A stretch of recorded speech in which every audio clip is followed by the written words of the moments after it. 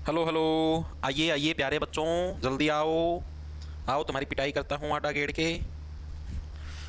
राम राम राम राम राम राम। राम राम जी सारे ने। मैं तेरा साथी मोहित पुनिया बताऊं सारे का जॉब स्टार के यूट्यूब चैनल पर भरी दोपहर में 3:30 बजे की शुभ समय के ऊपर आप सभी का स्वागत करता हूं। जल्दी आओ, फटाफट से कक्षा करते हैं शुरू। ब्रू ब्रू ब्रू। तो भाई जैसा कि आप लोगों को पता, आप इन्हें मॉडर्न हिस्ट्री शुरू कर रखी थी, और मॉडर्न हिस्ट्री के अंदर क्या खरखोदा सोने पर राम राम राम राम भाई। और मॉडर्न हिस्ट्री के अंदर भाई अपने 4 चैप्टर पूरे हो चुके हैं। आज अभी 5वां चैप्टर शुरू करने वाले हैं, जिस चैप्टर का नाम होगा बंगाल का विभाजन। यानी जिस टाइम बंगाल का विभाजन हुआ था उससे रिलेटेड सारे फैक्ट पढ़ाएंगे, क्योंकि देखो अभी तक तो सिर्फ मोटा मोटा पढ़ा। बंगाल का विभाजन 1905 के अंदर हुआ था, कर्जन के समय के ऊपर हुआ था। ठीक है, एक पूर्वी बंगाल बन गया था, एक पश्चिमी बंगाल बन गया, ये चीजें हमने पढ़ी थी। ठीक है जी, लेकिन उतने से काम नहीं चलेगा, थोड़ा डीप पढ़ना पड़ेगा, वो अब हम आज पढ़ेंगे। इसके अलावा जो अपना कल चैप्टर पूरा हुआ था, चैप्टर नंबर 4 कांग्रेस वाला और गवर्नर जनरल लरिया वाला, उसके हम लोग करेंगे एमसीक्यू। ठीक है, तो पहले अब मेरे को ये बताओ, पहले एमसीक्यू करवाऊं या वो थ्योरी करवाऊं? वो जो मतलब चैप्टर 5 की जो बंगाल का विभाजन वाली, वो थ्योरी करवाऊं या पहले एमसीक्यू करवाऊं? जल्दी से बता दो, फिर उसके बाद क्लास करते हैं शुरू। जल्दी बताओ जल्दी। अंबाला कैंट से राम राम। राजेश खन्ना, वाह, दोबारा से आ गया आप धरती पर। बताओ बताओ जल्दी। दिल्ली पुलिस के एग्जाम दिसंबर में होंगे, फॉर्म तुम्हारे पास आने वाले हैं, 25 तारीख तक आ जाएंगे, 25-26 तारीख तक।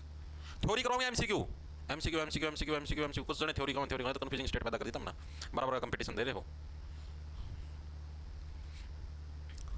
थ्योरी थ्योरी थ्योरी, चलो पहले थ्योरी करवा देता हूं, आ जाओ। थ्योरी का मतदान ज्यादा दिखाई, एमसीक्यू पाछा कर लेंगे। ठीक है, ये तो बंगाल का विभाजन की थोड़ी पहले थ्योरी पढ़ लो। देखो क्या आज से हमारा चैप्टर का नाम है चैप्टर नंबर 5, जिसके अंदर हम लोग पढ़ेंगे बंगाल का विभाजन। ये क्या कुछ मामला है जी, अभी समझाता हूं सारा का सारा। देखो आपको बेसिक सी बात पता है कि बंगाल का विभाजन हुआ कब था। सभी साथियों को पता मिला कि बंगाल का विभाजन कब हुआ था। 1905 के अंदर बंगाल का विभाजन हुआ था। किसके टाइम पर हुआ था? वो रोए कौन थे? सभी को पता है, कल भी कराया था आपने। किसके टाइम पर हुआ था? कर्जन के टाइम पर हुआ था। इसकी ट्रिक बताई थी, अगर आप कर्जा लोगे तभी तो आपके घर में टूट फूट होगी, यानी घर का बंटवारा होगा, यानी कर्जन के समय पर हुआ था। इसका मेनली कारण क्या था? जो कर्जन था, कर्जन ने क्या बताया? कर्जन ऐसे बोला, मैं तो अपनी प्रशासनिक सुविधा के लिए इसका विभाजन करने लगे। प्रशासनिक सुविधा का मतलब भी समझाता हूं। प्रशासनिक सुविधा के लिए क्या है, मैं बंगाल का विभाजन करने लगा। इसने ये कारण बताया। कैसे जी? जैसे इसने बंगाल को है 2 भागों के अंदर बांट दिया था। कौन से 2 भाग? एक पूर्वी बंगाल बना दिया, सीआईडी वाली पूर्वी कोनिया, एक बना दिया पश्चिमी बंगाल। ठीक है, तो इसने 2 टाइप के बंगाल बना दिए भाई। ये क्या बोला भाई, जो सिंगल बंगाल बन रहा था ना, तो उसको हैंडल करना मुश्किल था। प्रशासनिक सुविधा का मतलब भाई एक ही पूरे बंगाल को कंट्रोल करना थोड़ा मुश्किल था, इसलिए हमने इस बंगाल के 2 पार्ट कर दिए, ताकि इसको भी इजीली हैंडल कर सके और इसको भी इजीली हैंडल कर सके। इसलिए इसने बोला कि प्रशासनिक सुविधा के लिए मैंने बंगाल का बंटवारा किया। लेकिन इस चीज से जनता भड़क गई। लेकिन जो वास्तविक कारण था, जो जनता ने बताया, और लिखो, जो सबको दिखने लग रहा था, वास्तविक कारण क्या था? वास्तविक कारण यह था कि बंगाल का विभाजन करके, ठीक है, मतलब कि बंगाल का विभाजन करेंगे तो इससे देश की जनता कमजोर होगी। अलग अलग टुकड़ों के अंदर बांटते, कुछ लोग इधर कर दिए, कुछ लोग इधर कर दिए, लोग एक साथ मिलकर काम नहीं कर पाएंगे। यानी कि एक तरीके से फूट डालो, राज करो की नीति को बढ़ावा मिलेगा, इसलिए इन्होंने मेनली बंगाल का विभाजन किया था। यानी वास्तविक कारण क्या है? बंगाल के विभाजन से जनता कमजोर हो जाएगी, यह मेन कारण था असली। ये जो कि अंग्रेजों ने सोचा था मेन कारण। और जनता को इन्होंने क्या बताया कि हम तो प्रशासनिक सुविधा के लिए बंगाल के टुकड़े करने लग रहे हैं। जैसे मान लिया, एक तो यहां पर भाई एक एसपी था, जो जिला का एसपीओ है, मतलब मान लो जो भी था, ठीक है, वो हैंडल कर रहा था इस पूरा बंगाल लग। अब इसके 2 पार्ट कर देने, अब 2 एसपी हैंडल करेंगे, यानी कि इजीली हैंडल हो जाएगा। ठीक है, इसलिए इन्होंने प्रशासनिक सुविधा के आधार पर इसके 2 टुकड़े करे, ये इन्होंने कारण बताया। ठीक है जी। अब इसी के अंदर भी चीजें कुछ अलग अलग थी। जो तुम्हारा पश्चिमी बंगाल था, जो पूर्वी बंगाल था, इसके अंदर अलग अलग लोग रहने लग रहे थे भाई। ठीक है, पूर्वी बंगाल के अंदर मेनली मुस्लिम कम्युनिटी के लोग रहते थे, मुस्लिम समुदाय के लोग ज्यादा थे। और जो तुम्हारा पश्चिमी बंगाल था, इसके अंदर हिंदू समुदाय के लोग ज्यादा थे। ये भी एग्जाम के अंदर आया हुआ है कि पूर्वी बंगाल के अंदर कौन से समुदाय के लोग ऐसे याद रखो। पूर्वी क्या थी? सीआईडी में हिंदू है, लेकिन वास्तविक जीवन में वो मुस्लिम है। सच में मुस्लिम असलीमा तुम चेक करिएगा उसकी इंस्टाग्राम आईडी, जिसने जारी मारो तो मेरा पाओगा। और पश्चिमी बंगाल के अंदर क्या थे? सारे हिंदू समुदाय के लोग थे। ठीक है, इस तरीके से याद रह जाएगा। तो ये मेन एग्जाम के अंदर आया हुआ है। ठीक है जी। जो तुम्हारा पश्चिमी बंगाल है, सॉरी पहले पूर्वी पर आ जाओ, जो तुम्हारा पूर्वी बंगाल है वो वर्तमान के अंदर कौन सी जगह है? तो वर्तमान के अंदर जो भी तुम्हारा असम का हिस्सा है, बांग्लादेश का हिस्सा है, वो सारा तुम्हारा उस समय यानी अंग्रेजों के टाइम पर पूर्वी बंगाल था। यानी कि वर्तमान में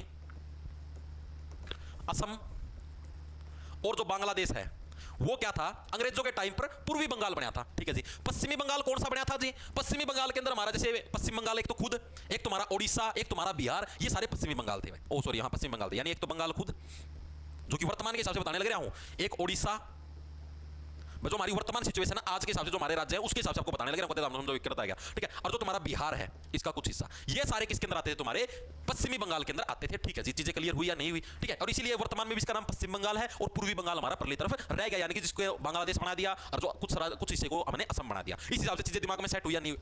अगली जो मेन चीज जो आपको याद रखनी है, वो चीज ये याद रखनी है कि जो बंगाल का विभाजन था, इसकी एग्जैक्ट घोषणा और लागू होने की डेट भी पूछी गई प्रीवियस ईयर के अंदर। इसकी घोषणा कब हुई थी और ये लागू कब हुआ था बंगाल का विभाजन, इसकी भी एग्जैक्ट डेट पूछी जा चुकी पिछले साल के अंदर। तो इसकी घोषणा हुई थी तुम्हारी जुलाई 1905 सिर्फ ये महीना याद रखना, एग्जैक्ट डेट याद रखने की जरूरत नहीं है। और लागू हुआ था ये तुम्हारा अक्टूबर 1905। तो ये डिफरेंस भी याद रखना है। बंगाल के विभाजन से रिलेटेड जो मेन चीजें हैं वो मैंने आपको यहां पर बता दी है। एक बार के लिए सभी साथी बताएं कि चीजें क्लियर हुई या नहीं हुई, बताओ फटाफट से।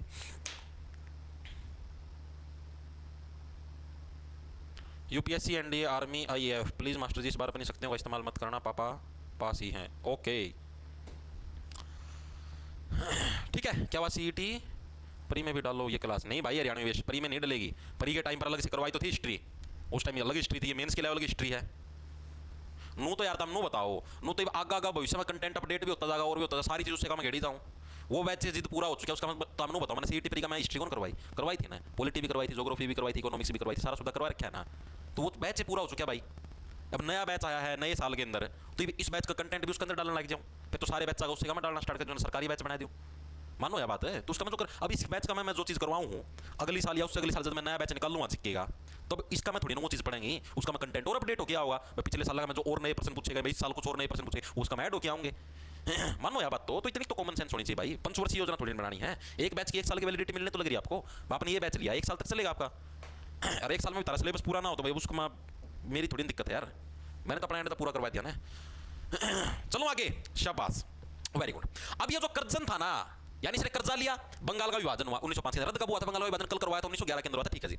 अब इसने कुछ क्रांतिकारी नीतियां अपनाई थी, नीतियों के बारे में एग्जामिनर पूछता है। आ जाओ, कर्जन की क्रांतिकारी नीतियां ये एग्जाम के अंदर आई हुई है। ये नीतियां कौन कौन सी थी जी? 4-5 नीतियां हैं, ठीक है। इनके नाम याद रखने और आपको जो भी मैं साल लिखवाऊंगा वो साल याद रखना बस। पहला जो ये कानून लेके आया उसका नाम था कलकत्ता कॉर्पोरेशन अधिनियम, जो कि 1899 में आया था। ये क्या था जी अभी बताता हूं। कलकत्ता कॉर्पोरेशन अधिनियम ये कब आया जी? ये आया तुम्हारा 1899 में। इसका मतलब क्या जी? इन्होंने एक कानून लेके आया, कर्जन ऐसे बोला कलकत्ता को नगर निगम बनाएंगे, ठीक है, शहर बनाएंगे कलकत्ता को, जो बंगाल की राजधानी होता था उस टाइम कलकत्ता को शहर बनाएंगे, नगर निगम बनाएंगे। तो पहला तो कानून ये लेके आया 1899 के अंदर, ठीक है जी, बिल्कुल बेसिक सा है, ठीक है जी। सेकंड लेके आया ये सरकारी गोपनीयता अधिनियम। सरकारी, ये याद रखना है, पूछता है एग्जामिनर कि कलकत्ता कॉर्पोरेशन अधिनियम कौन लेके आया, किस साल आया, तो आपके याद होना चाहिए, ठीक है। दूसरा था सरकारी गोपनीयता अधिनियम, ये भी कौन लेके आया? कर्जन लेके आया। किस लिए लेके आया जी? प्राइवेसी रखने के लिए, मेनली प्रेस को कंट्रोल करने के लिए। जो मीडिया थी मीडिया कंट्रोल, ये क्या बोला, जो सरकार की जो चीजें है ना उनको आप छाप नहीं सकते न्यूज़पेपर के अंदर, ये भी प्राइवेसी है। सरकार की भी अपनी कुछ प्राइवेसी होती है, सरकार की गद्दी की प्राइवेसी हो है, सरकार जनता के लिए काम करती है, सरकार की प्राइवेसी कहां से आई, ठीक है। तो ये तुम्हारा कब आया? सरकारी गोपनीयता अधिनियम ये आया तुम्हारा साल 1904 के अंदर। और कल ही मैंने आपको एक चीज करवाई थी 1904 के अंदर, एक और अधिनियम भी आया था, याद करो, भारतीय विश्वविद्यालय अधिनियम, भारतीय यूनिवर्सिटी अधिनियम और भारतीय विश्वविद्यालय आयोग कब आया था? 1902 के अंदर। और अधिनियम पूछ रहे तो 1904 के अंदर, ये मैंने आपको कल करवाया था, याद आया नहीं आया? तो भारतीय विश्वविद्यालय अधिनियम, विद्यालय अधिनियम ये तुम्हारा कब आया?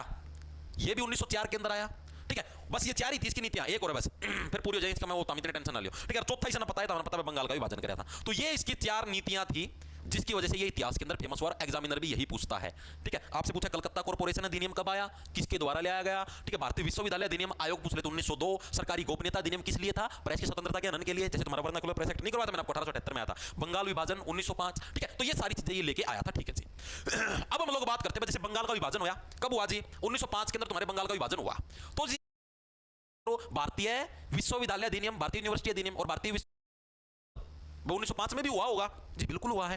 तो उन्होंने कुछ विरोध नहीं किया या कुछ डिसीजन नहीं लिया क्या भाई इन्होंने बंगाल के टुकड़े कर दिए। तो अब उसके ऊपर बात करेंगे कि 1905 के अंदर जो कांग्रेस का अधिवेशन हुआ, उन्होंने बंगाल के विभाजन के ऊपर क्या बोला और क्या क्या डिसीजन लिया, जो कि एग्जामिनर पूछता है। आ जाओ, अब बात करते हैं किसके ऊपर? कांग्रेस का 1905 का अधिवेशन।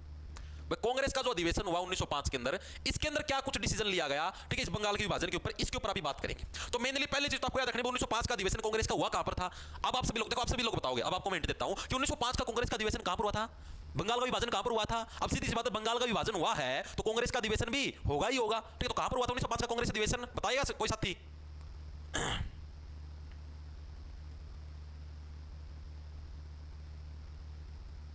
एक जना तो सूरत का है, कौन है वो? रजनी, रजनी राजपूत, रजनी गंदा खागी सो जा, सूरत है। वेरी गुड, जट नहीं आ गई चपेट में, शाबाश शाबाश, वेरी गुड ना। बाकी वाले तो कौन है चपेट में? बाकी तो होशियार है, एक और जना आया चपेट में, कौन सा आया है वो? वेरी गुड, गणे आ गई, तो दीपिका भी आ गई, छोरी बोली हूँ थोड़ी चपेट में यार, सित भी आ गया, शाबाश। मन मेरा था, इसीलिए तो मैंने ये लाइन बोली थी, कोलकाता का मैं को नहीं होया, बनारस का मैं होया था। अधिवेशन कहाँ पर हुआ? बनारस में हुआ। मजा आया सी बनाया, मजा आया सी फॉर कैट। मैंने कह दिया ना 1905 के अंदर वहां जहां पर बंगाल का विभाजन हुआ होगा तो कांग्रेस का अधिवेशन भी सारे कोलकाता में हुआ, कोई नहीं है भाई, बनारस में हुआ था। ठीक है, तो 1905 के अंदर देखो ऐसे याद रखो, इसकी याद रखने से देखो 1905 5 से पहले पंच, जैसे ही पंच लगा, पंच लगते ही विभाजन हो गया घर का। ठीक है, बंगाल गाल के ऊपर पंच लग गया, घर का विभाजन हो गया। ठीक है, अब आप क्या बोले, आप आराम से बैठ के बोले भाई एक बढ़िया सा रस बना के पिला। ठीक है, बनारस यानी 1905 के अंदर क्या है, बनारस के अंदर क्या कांग्रेस का अधिवेशन तुम्हारा हुआ था, तो ये चीज भी याद रखना। ठीक है जी, इसके अध्यक्ष कौन थे 1905 वाले के, बहुत इंपॉर्टेंट है। तो अध्यक्ष कौन थे? गोपाल कृष्ण गोखले। कौन थे भाई? गोपाल कृष्ण गोखले क्या थे? कांग्रेस के इस अधिवेशन के अध्यक्ष थे। ठीक है जी, और गोपाल कृष्ण गोखले से रिलेटेड और क्या फैक्ट आपको याद रखना है? सर्वेंट्स ऑफ इंडियन सोसाइटी का गठन किसके द्वारा किया गया? इन्हीं के द्वारा किया गया। भारतीय सोसाइटी के हम लोग तो सेवक हैं। ठीक है, इसका गठन किया गया। इसके अलावा ये क्या थे? महात्मा गांधी जी के राजनीतिक गुरु भी थे। ये भी मैं आपको पहले करवा चुका हूं। महात्मा गांधी के राजनीतिक गुरु भी कौन थे? गोपाल कृष्ण गोखले थे। ये चीजें भी आपको याद रखनी, पहले मैं करवा चुका हूं। ठीक है, अब जो ये मेन चीज आपको जो है भाई इतनी चीज समझ में, गोपाल कृष्ण गोखले टाइम पर 1905 के अंदर क्या कांग्रेस का अधिवेशन हुआ था बनारस के अंदर। ठीक है जी, इसका मेन लक्ष्य क्या था भाई? ये जो तुम्हारा अधिवेशन हुआ इसके अंदर मेनली किस किस प्रस्ताव के ऊपर साइन हुए, मतलब किन किन बातों के, किन किन चीजों के ऊपर बात हुई? तो वो आया था, एक तो विभाजन का विरोध किया इन्होंने, जो बंगाल का विभाजन हुआ। ठीक है, इसका विरोध करते और आंदोलन करते, यानी विभाजन विरोधी आंदोलन चलाया। दूसरा इन्होंने स्वदेशी आंदोलन किया हुआ। सर दिल्ली पुलिस कांस्टेबल मौक में 40/100 बन रहे हैं, क्लियर होएगा क्या? बिल्कुल भाई, डाकू 40 रुपए भुगतान आपका बिल्कुल क्लियर होगा भाई। ठीक है, इसकी कमेंट देखो तो जी 40 नंबर बना 100 में था। क्या मेरा दिल्ली पुलिस कांस्टेबल का पेपर क्लियर होगा भाई? 13 नहीं होगा तो किसी का को नहीं होगा भाई, 13 तो 100% होगा। जमा जड़ता क्लियर हो जाएगा, अगली बार तो फार्म भरने की जरूरत नहीं पड़ेगी भाई, इतना पक्का बढ़िया क्लियर हो जाएगा। ठीक है, जमा नु समझ ले मुक्ते हो जाएगा तुम, वाओ जड़ से क्लियर हो गया। ठीक है, पेपर भी और तुम भी दोनों क्लियर हो जाओगे जमा।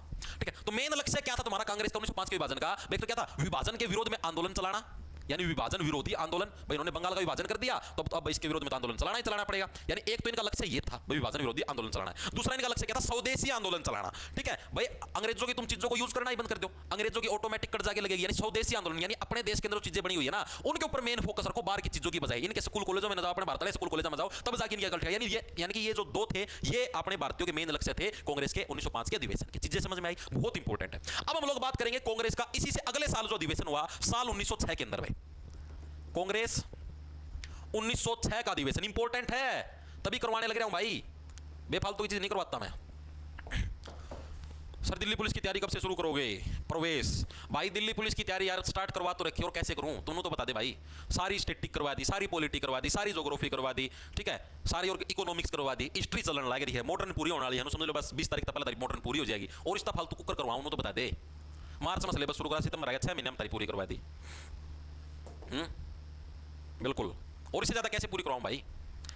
अब सीधी सी बात यह है भाई, अब जैसे दिल्ली पुलिस का नोटिफिकेशन आएगा कुछ चीजें हैं तुम्हारे प्रैक्टिस सेट शुरू करवा जाओ। हमने देखो जिसना जो साथी अपना पास सितंबर तक पढ़ने लग रहा था ना, ओ सॉरी सितंबर के मार्च से पढ़ने लग रहा था, और जिसका लक्ष्य स्पेशल दिल्ली पुलिस था, मेनली बताने लग रहा हूं, उसका बहुत ज्यादा बेनिफिट होने वाला है। कैसे जी? देखो सिलेक्शन इन्हीं बच्चों का होगा जो मार्च से लगातार पढ़ने लग रहे हैं। क्या हुआ?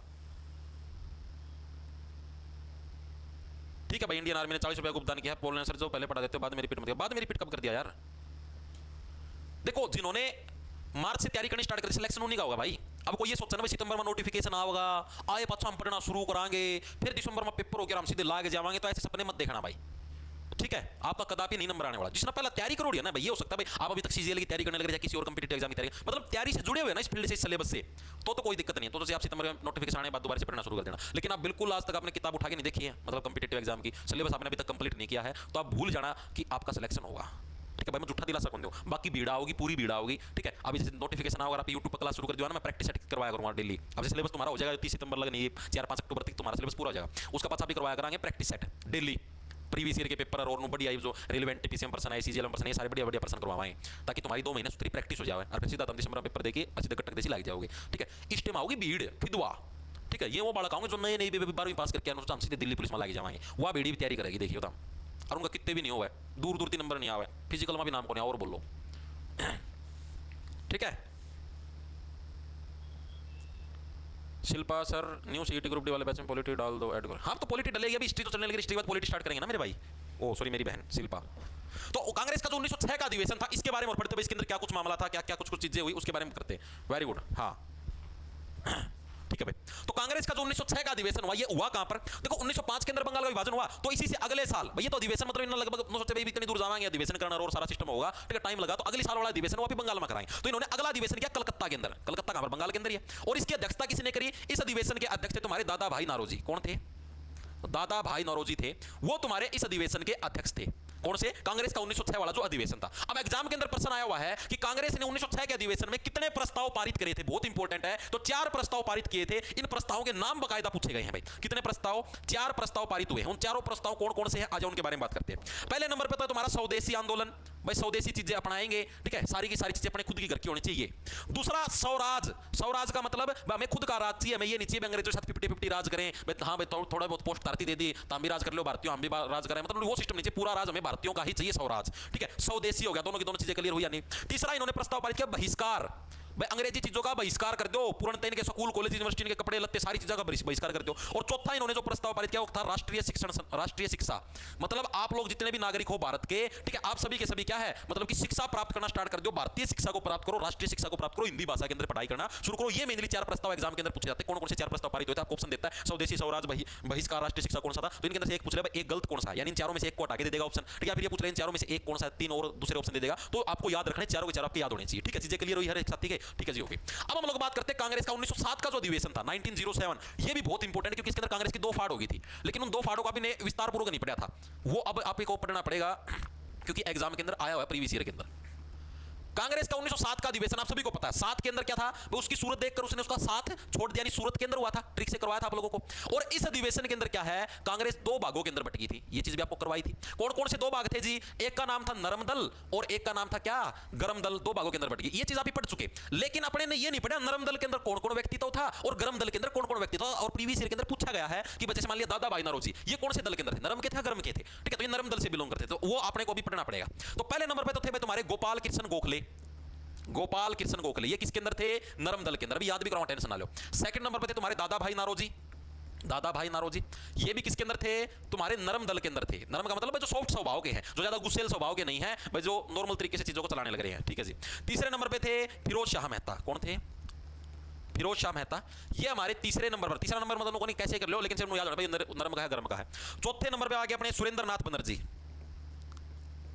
नाथ बनर्जी, ठीक है, ये भी हमारे नरम दल से बिलोंग करते थे। और 5वें नंबर पे आते हैं हमारे पास कौन? के मित्रा, के मित्रा, ठीक है जी। अब इनके नाम याद कैसे रखे? देखो याद आप ऐसे रखो, देखो नरम दल का मतलब जो सॉफ्ट स्वभाव के इंसान थे, भाई जो लड़ाई झगड़े से नहीं, बिल्कुल शांत स्वभाव से आजादी लेना चाहते थे, वो नरम दल के सदस्य थे। इसके अंदर आगे तुम्हारे गोपाल कृष्ण गोखले, देखो भगवान श्री कृष्ण का एक सिद्धांत है, लड़ाई तो अंतिम हथियार है भाई, पहले ये कोशिश करो कि बातचीत से ही मसला सुलझ जाए। उन्होंने महाभारत के अंदर भी क्या था, पूरी कोशिश करी थी कि महाभारत ना हो, ठीक है। जमा अंतिम सेनापति आखिरी में भी कहते हैं दुर्योधन लगा कि दुर्योधन कोई भी 5 गांव दे दे, पांडव उसमें भी खुश हो जाएंगे, मैं उनको राजी करवा लूंगा, लेकिन युद्ध ना करो था, मान जाओ मेरी बात। दुर्योधन बोला मैं तो एक सुई की नोक जितनी भूमि भी कौन दूं, इसलिए युद्ध हुआ था। यानी कि ये समझ लो गोपाल कृष्ण भगवान श्री कृष्ण भी क्या थे, नरम स्वभाव के इंसान थे। दूसरा दादा भाई नौरोजी, दादा भाई नौरोजी बड़ी उम्र के व्यक्तित्व थे, ठीक है, 80-82 साल का व्यक्तित्व, कभी गुस्सा करता देखा आपने? नहीं देखा, तो ये भी सॉफ्ट स्वभाव के अंदर आ गए। तीसरे फिरोज शाह मेहता, फिरोज शाह मेहता, मेहता साहब क्या हो गए, बाणिया पंजाबी हो गए। बाणिया पंजाबी हमेशा मीठे बोल के होते हैं, यानी मीठ बोले होते हैं, यानी कि अच्छा स्वभाव होता है उनकी, बहुत ही नरम भाषा आपको देखने को मिलेगी, ठीक है जी। सुरेंद्र नाथ बनर्जी, सुरेंद्र नाथ बनर्जी क्या है आपके भाई? सुरेंद्र सुर, भाई इनके सुर भी क्या थे, नरम स्वभाव के थे। के मित्रा, इनका स्वभाव ही मित्रता वाला था, तो ये भी नरम दल के हो गए। याद हुए या नहीं हुए? याद हो गए हर एक साथी, क्योंकि पेपर में ऑप्शन आएंगे, रटने की जरूरत नहीं, सिर्फ हिंट याद रखो कि हां भाई ये सारे नरम दल के। फिर आगे गरम के अंदर कौन है? बाल गंगाधर तिलक, बाल गंगाधर तिलक। सेकंड नंबर पर लाला लाजपत राय। थर्ड नंबर पर अरविंदो घोष, ठीक है। ये सारे के सारे हमारे किसके? गरम दल से बिलोंग करते थे। एक और रह गया शायद, बिपिन चंद्रपाल, बिपिन चंद्रपाल। इनको कैसे याद रखे जी? इनको याद रखने की भी सिंपल सी ट्रिक है। देखो बाल गंगाधर तिलक, गंगा का भी रूप देखा था ना तुमने, कैसा रूप था भी गंगा नदी का, कैसे बाढ़ लगा दी सारी जगह, ठीक है। तरीके गरम स्वभाव है गंगा नदी का भी, इस तरीके से याद रखो। दूसरा हमारा लाला लाजपत राय, लाला जी तो आपको पता ही है, साइमन कमीशन वापस आओ, अलग अलग आंदोलनों के अंदर जाते थे, माथे ऊपर लाठी भी लगी थी जिससे इनकी मृत्यु हो गई थी, यानी गरम स्वभाव के थे। तीसरे नंबर पर अरविंदो घोष, ये हर जगह घोषणा करने होते हैं कि युद्ध हो, लड़ाई हो। बिपिन चंद्र, बिपिन मतलब बिप की साउंड है, बम फटेगा, यानी गर्म स्वभाव की बात होने लग रही है। ठीक है, तो ये थे हमारे नरम दल और गर्म दल के अलग अलग व्यक्तित्व, आपको याद होने चाहिए। ठीक है जी। अब जो नरम दल के व्यक्तित्व थे ना, इनके द्वारा कैसे कैसे मतलब कि आगे चीजें बढ़ाई गई भाई, इन्होंने किस तरीके से है आगे अपने आंदोलनों को बढ़ाया। ये न्यारे न्यारे भागों के अंदर बढ़ के ताम तारी कांग्रेस न्यारी चला, मामारी कांग्रेस न्यारी चला, मामारा तरीका चला, तमदारा तरीका चला। तो नरम स्वभाव के इंसान थे ना, ये तो बेचारे बोले, समाचार पत्र में एडवर्टाइजमेंट कटवा दी, पर्चे बनवा दिए, गाड़ा में पोस्टर में छपवा दिए। ठीक है, पब्लिक मीटिंग कर ली, 4-5 लोगों को इकट्ठा करके ऐसे कर देंगे वैसे कर देंगे, मतलब ये काम करेगा। यानी ये क्या काम करते थे, समाचार पत्र कर दिया, पर्चे बनवा दिए, ठीक है, पब्लिक मीटिंग करवा ली, मीटिंग कर दी। इसके माध्यम से क्या है, ये आंदोलन से जुड़े हुए थे भाई, ये छोटे मोटे मतलब नरम स्वभाव के काम, इसका कोई फर्क कौन पड़ेगा। ठीक है, अब उन लोगों को जो मेन बात करनी गर्म दल के लोग थे, वो कैसे जुड़े हुए थे, उन्होंने कैसे इस आंदोलन को हैंडल किया, उसके ऊपर बात करते हैं। पहली चीज तो इन्होंने मेन लक्ष्य बना लिया स्वराज। स्वराज क्या है, इसको राष्ट्रीय आंदोलन के अंदर आप शुमार करें, यानी पूरे देश के अंदर ये आंदोलन चलेगा कि स्वराज, हमें अपना खुद का राज चाहिए, यानी स्वराज राष्ट्रीय आंदोलन का लक्ष्य होगा। तो इन्होंने पहली तो ये घोषणा करी। क्या घोषणा करी, ये गर्म दल की बात कर रहे हैं आप, स्वराज राष्ट्रीय आंदोलन का हिस्सा होगा। ठीक है जी, हो गया क्लियर। दूसरा, इन्होंने देखो स्वराज के साथ स्वदेशी, इन्होंने स्वदेशी के ऊपर बल दिया। इन्होंने पहली स्वदेशी कंपनी भी खोली जिसका नाम था स्वदेशी स्टीम नेविगेशन कंपनी।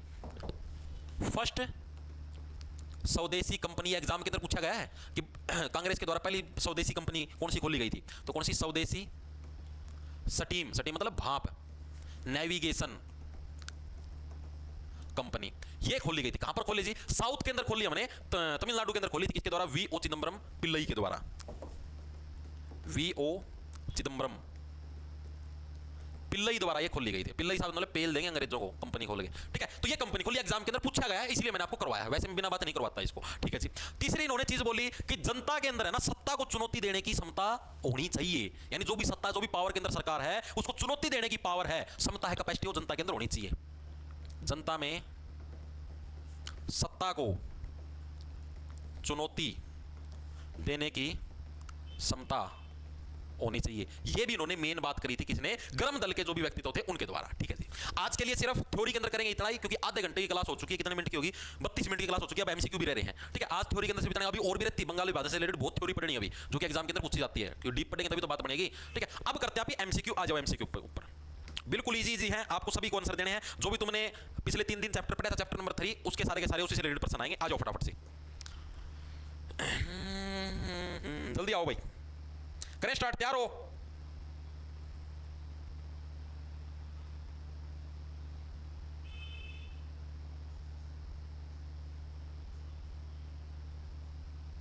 स्टार्ट हो गए। वो अमंग द कुछ नए प्रश्न भी देखने को मिले जो आपने राष्ट्रीय कांग्रेस का फाउंडर यानी संस्थापक कौन था, एओ ह्यूम। एओ की फुल फॉर्म क्या है, Allan Octavian Hume. Option number B हमारा करेक्ट, प्रीवियस ईयर के अंदर प्रश्न आया हुआ है। ठीक है जी, आगे चलते हैं। Which of the following organisation was established in 1885 के अंदर किस संगठन की स्थापना हुई थी, तो किसकी स्थापना हुई थी, तुम्हारी भारतीय राष्ट्रीय कांग्रेस की स्थापना हुई थी 1885 के अंदर। ठीक है जी। मुस्लिम लीग की स्थापना 1906 के अंदर हुई थी जी। ईस्ट इंडिया कंपनी है, ये कब आई थी, 1600 के अंदर आई थी जी। ठीक है, आगे कम्युनिस्ट पार्टी भी आगे पढ़ेंगे, 1924 के पास आई थी। हाउ मेनी, भारतीय राष्ट्रीय कांग्रेस के दूसरे सत्र में कितने प्रतिनिधियों ने भाग लिया, अच्छा प्रश्न है।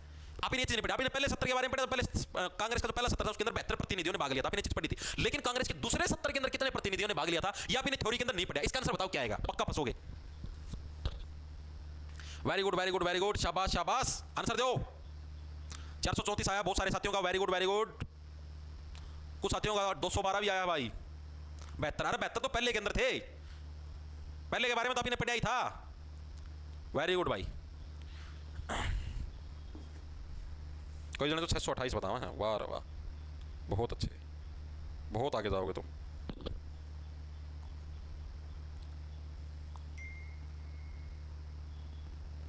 एक मिनट रुकियो भाई, कुछ आ गया।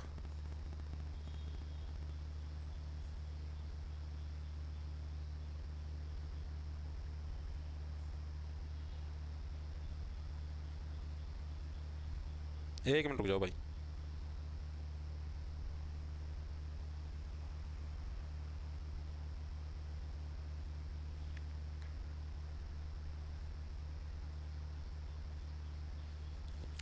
लो भाई, तो दूसरे सत्र के अंदर कितने प्रतिभागियों ने भाग लिया था, 434 ने लिया था। अगर पहले सत्र की बात हो जाए, पहले सत्र के अंदर कांग्रेस के कितने प्रतिभागियों ने भाग लिया था, तो 72 ने। ये आपने थ्योरी के अंदर पढ़ा था, लेकिन आपने दूसरे सत्र के बारे में थ्योरी के अंदर नहीं पढ़ा था। दूसरे सत्र के अंदर कितने प्रतिभागियों ने भाग लिया, ये चीज आपने नहीं पढ़ी थी थ्योरी के अंदर, तो ये चीज याद रखना, प्रीवियस ईयर के अंदर आई हुई है। आगे चलो भाई।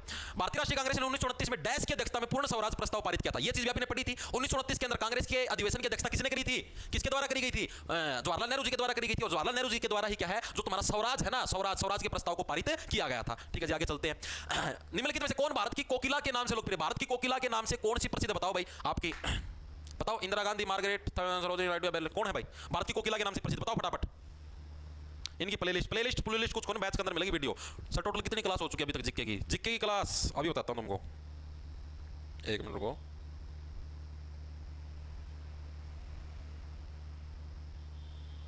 जीके की तुम्हारी क्लास होगी 118 क्लास होगी भाई तारी, तुम सोचो। वेरी गुड, बी सबका बिल्कुल से सरोजिनी नायडू जिन्होंने क्या कांग्रेस के 1925 के अंदर जो सेशन हुआ था कांग्रेस का, उसकी अध्यक्षता करी थी। पहली भारतीय महिला अध्यक्ष थी, फर्स्ट भारतीय महिला अध्यक्ष थी। और अगर आपसे पूछ ले पहली वैसे महिला अध्यक्ष कौन थी, तो वो थी एनी बेसेंट। ठीक है, एनी बेसेंट क्या थी तुम्हारी पहली वैसे महिला अध्यक्ष थी, और पहली भारतीय महिला अध्यक्ष पूछ ले तो सरोजिनी नायडू थी। ठीक है, आगे चलते हैं। बदरुद्दीन तैयब जी क्या थे, पहले कांग्रेस के फर्स्ट मुस्लिम अध्यक्ष थे, और इन्होंने डैश के रूप में कांग्रेस की अध्यक्षता करी थी। बताओ अध्यक्ष के रूप में कब इन्होंने अध्यक्षता करी थी बदरुद्दीन तैयब जी के द्वारा, 1887, 88, 85, 86, कौन सी साल करी थी, बताओ फटाफट से, बताओ। 87 आंसर भी आ गया, वेरी गुड, शाबाश।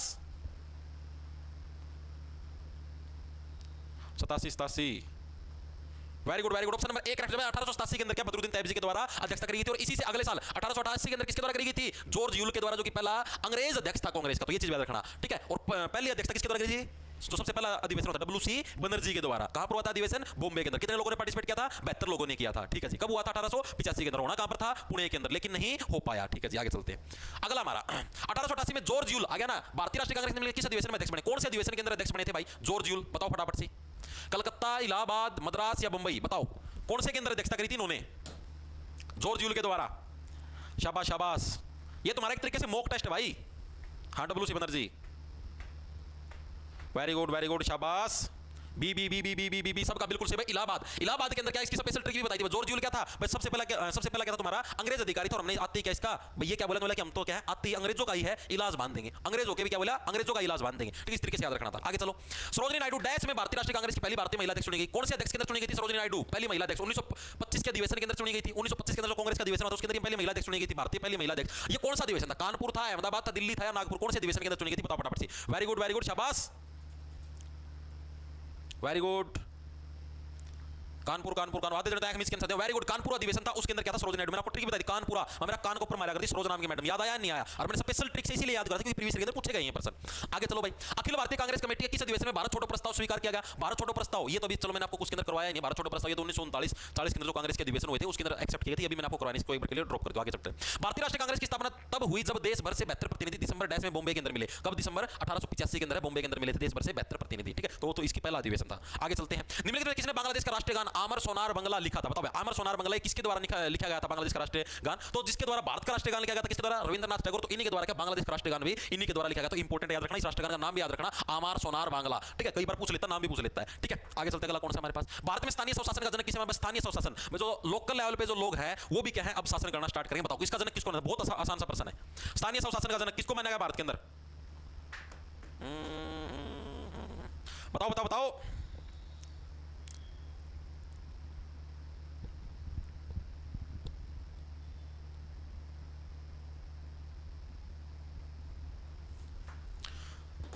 कई जने रिपन का, कई जने कार्नवालिस का है। वेरी गुड,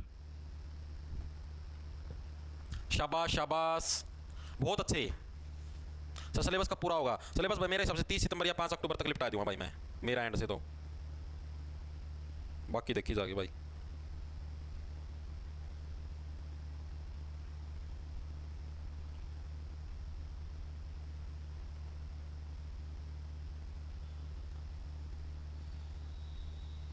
चलें भाई आगे। वेरी गुड, शाबाश।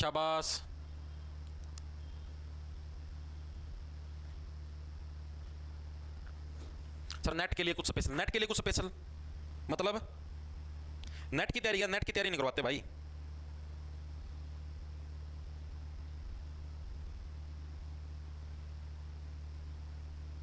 शाबाश भाई, सबका बिल्कुल सही है। ऑप्शन नंबर हमारा सी का जो है लॉर्ड रिपन क्या था, ये क्या था भारत के अंदर, इसको स्थानीय स्वशासन का जनक माना जाता है। किसका, स्थानीय स्वशासन का जनक। कई जने हैं बहुत सारे, पता नहीं भांग पी के आए थे क्या कुछ था। कार्नवालिस का स्पेशल, कार्नवालिस के अंदर कार, ठीक है, कार लेके कौन आते हैं, IAS IPS आते हैं। तो ये तो किससे रिलेटेड थे, IAS IPS यानी कि सिविल सेवा का जनक माना जाता है इसको। किसका, सिविल सेवा का स्पेशल बता रखा था, तो भी बहन के भांग डैश पी के आए हैं। ठीक है, वेलेजली यो सहायक संधि लाया करता, सहायक संधि जिसने लानी स्टार्ट की, वेलेजली क्या कर दी, चाहे तुमने सहायता कर दूंगा। बेंटिक ने सती प्रथा के ऊपर बैन लगाया था 1829 के अंदर, याद रखना बहुत इंपॉर्टेंट है। सती प्रथा पर बैन।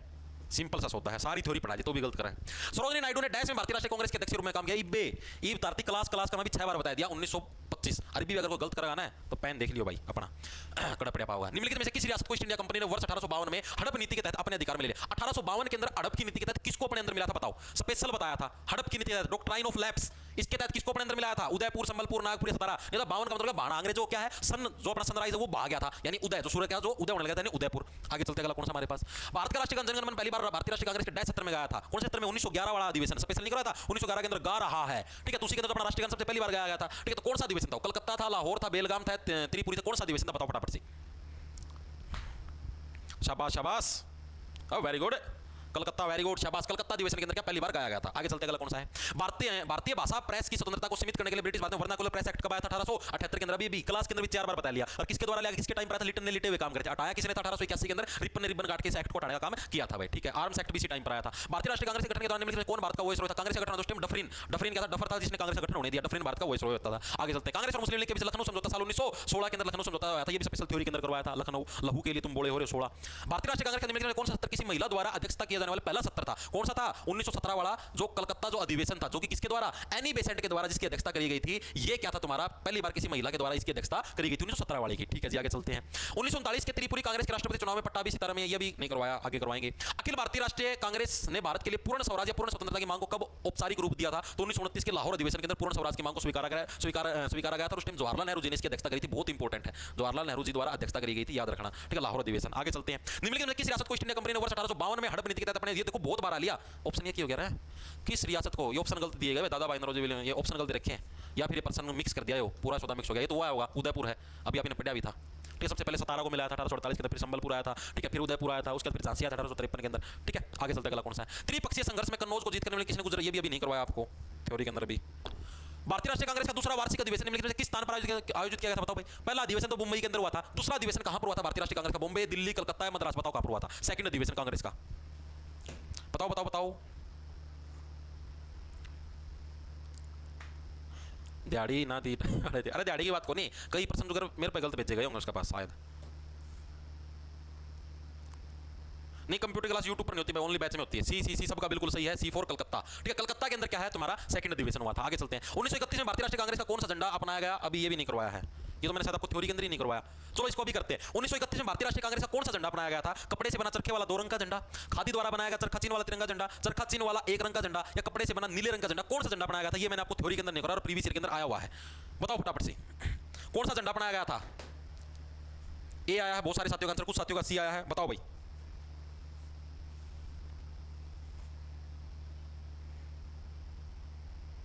बताओ बताओ बताओ।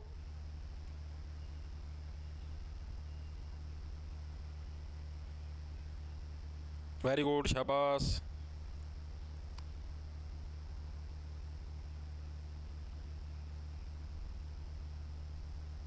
वेरी गुड भाई, बी आया बहुत सारे साथियों का आंसर बिल्कुल सही है भाई। देखो आपको सभी को पता भी है, महात्मा गांधी मेनली किसके पक्ष में थे? उस टाइम के सारे नेता किसके पक्ष में? खादी के कपड़ों के पक्ष में थे, यानी खादी द्वारा बनाया गया चरखा चिन्ह वाला तिरंगा झंडा। ठीक है, इसको फहराया गया था। इंपॉर्टेंट और प्रीवियस ईयर के अंदर आया हुआ है, सारे प्रीवियस ईयर के प्रश्न में लेके आता हूं, तो इसलिए इंपॉर्टेंट मैंने आपको थ्योरी के अंदर नहीं पढ़ा, तो याद रखना, पेपर के अंदर गलती मत करके आना। भारतीय राष्ट्रीय कांग्रेस में विभाजन कब हुआ? 1907 के सूरत अधिवेशन के अंदर। ठीक है जी, आगे चलते हैं।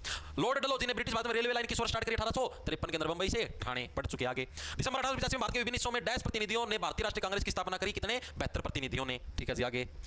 Poverty and un British rule in India पुस्तक डैश द्वारा कितनी बार बताई थी दादा भाई नौरोजी? और दादा भाई नौरोजी को great old man of India भी बोला जाता है, great old man of India भी हम इनको बोलते हैं। ठीक है जी, आगे।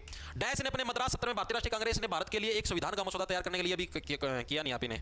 आगे। भारतीय राष्ट्रीय कांग्रेस की पहली महिला अध्यक्ष कौन थी? एनी बेसेंट थी भाई। ठीक है, और अगर आप पूछ ले पहली भारतीय महिला अध्यक्ष, तब आपको सरोजिनी नायडू बताना, अगर वैसे पूछ ले तो एनी बेसेंट। आगे। स्वशासन या स्वराज भारतीय राष्ट्रीय कांग्रेस का अंतिम लक्ष्य है। घोषणा दादा भाई नौरोजी ने कांग्रेस के किस सत्र में की थी? बताओ, स्वशासन या स्वराज। अभी हमने पढ़ा था थ्योरी के अंदर, याद करो। 1906 का अधिवेशन था, एक सेकंड रुको, ये रहा, जिसकी अध्यक्षता दादा भाई नौरोजी के द्वारा दादा भाई नौरोजी के द्वारा करी गई थी, और कलकत्ता के अंदर हुआ था। इसी के अंदर स्वशासन और स्वराज, ठीक है, इसकी मांग करी थी दादा भाई नौरोजी के द्वारा। ठीक है, और यही पर्सन आ गया, किधर गया? ये रहा। ठीक है, तो कौन से अधिवेशन के अंदर आ गया? दादा भाई नौरोजी के द्वारा कलकत्ता अधिवेशन के अंदर। ऑप्शन नंबर बी हमारा करेक्ट हो जाएगा। ठीक है जी, आगे चलते हैं। अगला, निम्नलिखित में कौन स्वराज पार्टी के संस्थापकों में से एक था? स्वराज पार्टी का जो संस्थापक, ये भी अभी आपने पढ़ा नहीं, स्वराज पार्टी वाला आगे आएगा। भारतीय राष्ट्रीय कांग्रेस ने औपनिवेशिक भारत में पहला स्वतंत्रता दिवस डैश को बनाया, ये भी अभी तक अभी पहुंचे नहीं आगे। ठीक है भाई, आगे वो पर्सन आगे जो अभी तक अभी पहुंचे नहीं है, ये तो वो आ गया। भारतीय राष्ट्रीय कांग्रेस के प्रथम वार्षिक सत्र का नेतृत्व WC बनर्जी, सी करेक्ट हो जाएगा। ठीक है जी, और मैं देख लूं पहले ये भी अभी नहीं किया है, ये भी नहीं किया है। नहीं भाग्य अभी आपने किए नहीं है। एक ये है भारतीय राष्ट्रीय कांग्रेस का पहला अधिवेशन 1885। ये सारे प्रीवियस ईयर के प्रश्न तुमको करवा दिए हैं और थोड़ी सी आपने थ्योरी भी पढ़ ली है, ठीक है, जो कि बंगाल से रिलेटेड थी।